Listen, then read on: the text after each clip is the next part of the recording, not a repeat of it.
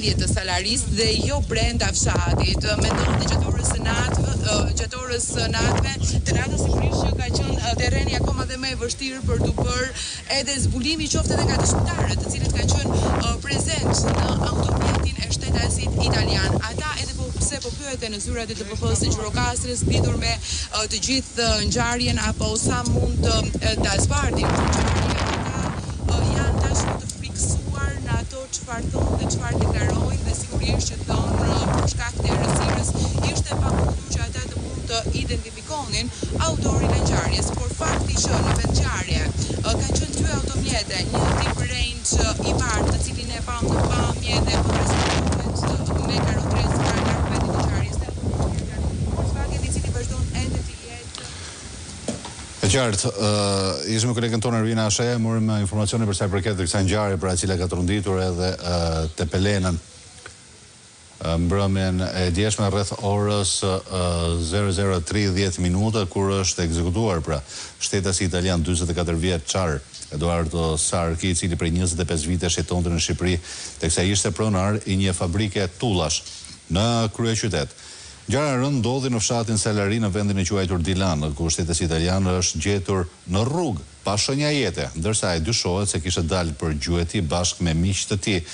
pasi këtë sport të ushtronte prej vitesh në këtë zonë. Trupi i viktimës është gjetur larg automjetit, ndërsa në këtë të fundit është gjetur një shenjë plumbi në derë, pam edhe një automjet tip Range Rover i bardhë, i cili po transportohej me karro A3 po largohej nga zona, ndërsa automjeti tjetër Volkswagen që po shohim këto momente pra edhe në ekran ishte drejtues pra transportonte edhe Eduardo Sarkin dhe miqtë e tij të cilët kishin shkuar në këtë zonë për të ushtruar edhe një sport që prej vitesh ushtronin në këtë zonë atë të gjuetisë, pa shkak se kanë patur konflikte me një familje të zonës e cila disa herë ka kërkuar që ai të mos vinte në zonë dhe të mos dilte për gjueti. Sigurisht janë ngjarje këto të cilët policia pritet t'i lidh me njëra tjetrën, janë shoqëruar 5 persona deri në këtë momente në policinë e Gjirokastrës dhe pritet të dalin edhe dëshmitë e tyre, personave të cilët e shoqëronin 44 vjeçarin italian, por edhe personave të tjerë, banorë të fshatit, që mund të kenë djeni mbi këtë ngjarje me pasojë vdekjen e një shtetasi italian, vrasjen e një shtetasi italian në zonën e Salarisë, pra në Tepelen, në vendin e quajtur Dilan.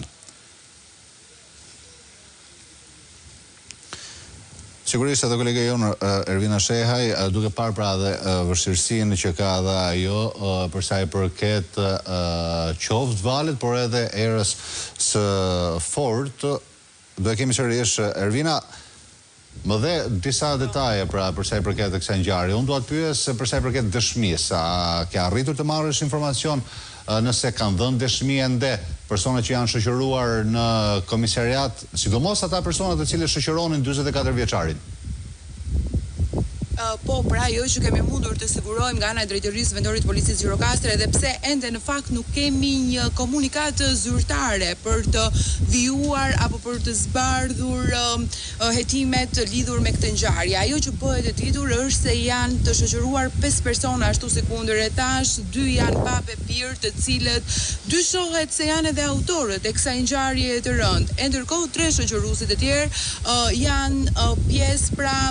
e viktimës 44 vjeçarit italian, të cilët gjendeshin në makinë, por shumë të friksuar ende nuk kanë mundur që të zbardhin dinamikën e ngjarjes. Një version ende i pa konfirmuar është se njëri prej tyre ka pohuar se një person ju ka dalë përpara automjetit të tyre duke ju ngritur dorën dhe duke ju bërë thirrje për të ndaluar, ndërkohë që këta të fundit nuk kanë ndaluar, por që sigurisht kjo nuk është ende e konfirmuar zyrtarisht nga Drejtoria Vendore e Policisë së Gjirokastrës. Ende po vazhdojnë po merren në pyetje të 5 të shoqëruarit, ambientet e TVP Gjirokastër, dhe sigurisht që presim edhe një reagim për zbardhjen e kësaj ngjarjeje, pasi ajo që është e rëndësishme është që në vendin e ngjarjes është gjetur edhe një automjet tjetër, përveç automjetit të 44 vjeçarit viktimës italianit që është një automjet tip Volkswagen i cili vazhdon ende të jetë në vendin e ngjarjes. Është gjetur edhe automjeti tjetër, Range i bardh, i cili është transportuar me